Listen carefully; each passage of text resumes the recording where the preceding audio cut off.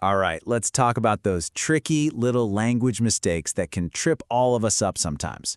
Today, we're going to give you some super simple, really fast fixes. The goal? To help you feel way more confident whether you're writing a big deal email or, just firing off a quick text. You know that feeling, right? You've typed a word, there's no red squiggly line underneath it, but you just stare at it. And you think, wait, is that actually right? It's a feeling we all get.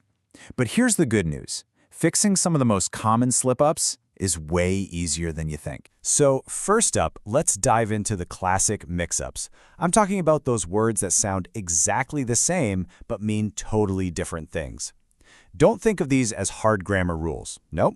Think of them as simple puzzles that, once you see the trick, you'll solve every single time. Okay, let's start with the huge one. Your versus your. Here is the one simple test you need. Can you replace the word with you are and the sentence still makes perfect sense? If the answer is yes, you need the one with the apostrophe, your. You are going to love this. See? Works perfectly. If not, you need your. Simple as that. And now for the troublesome trio. There, and there.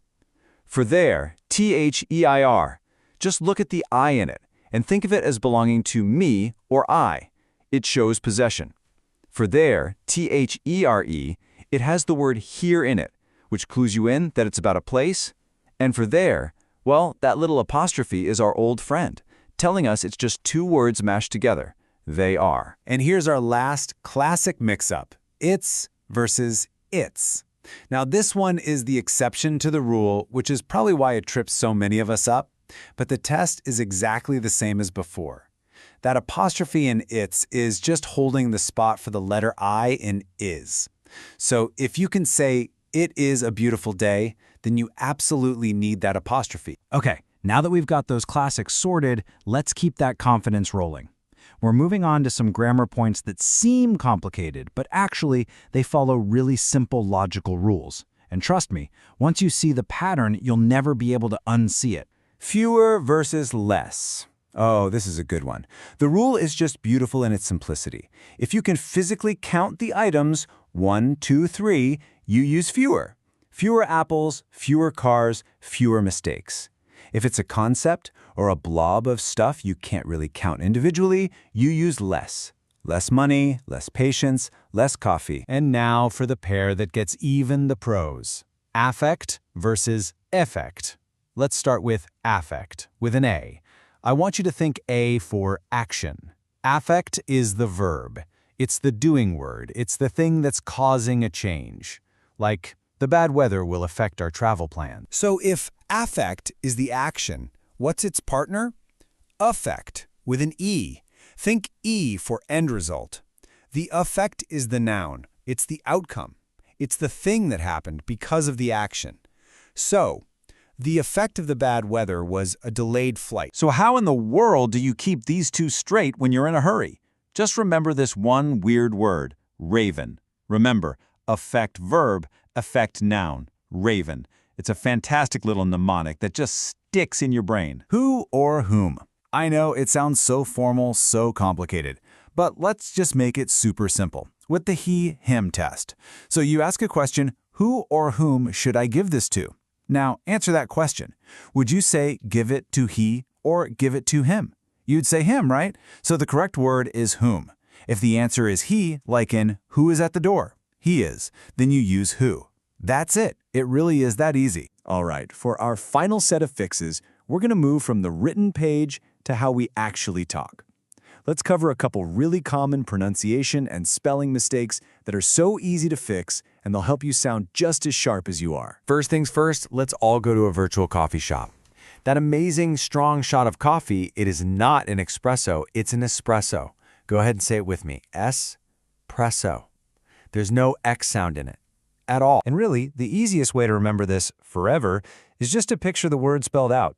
E-S-P-R-E-S-S-O. See? No X in sight. Once you get that picture locked in your head, you'll order your next coffee with total, unshakable confidence. Okay, next up is a word that so many people accidentally give an extra syllable to. The word is mischievous.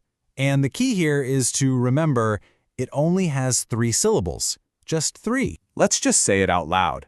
The right way is mischievous. So often we want to sneak an extra E sound in there and say mischievous, but it's not there. Keep it simple, keep it to 3 syllables, and you've nailed it. And for our final fix, oh boy, it's a word you hear all the time, but it will make grammar lovers' ears bleed.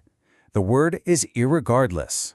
And what's happened here is that people have kind of mashed up irrespective and regardless into one word. So here's the dead simple fix. The word is just regardless. The IR at the beginning, it's just extra. It doesn't need to be there. Regardless already means without regard. Adding IR is like saying without regard, which doesn't make any sense. So the clean, correct word is always just regardless. So, after all that, let's wrap this all up and see how it builds something really powerful. Your own personal toolkit for communicating with total confidence. So what's the big takeaway here? It's that these little tricks, like the UR test or remembering Raven, they're not just about being correct. They're about building your confidence. They show you that context is everything, and that if you practice them, they become second nature. Honestly, clear communication is a genuine superpower in every part of your life. So, I'll leave you with a question. With these simple fixes in your back pocket, what's one thing you're going to communicate today with just a little more clarity and a little more confidence? Thanks so much for tuning in. We'll see you next time.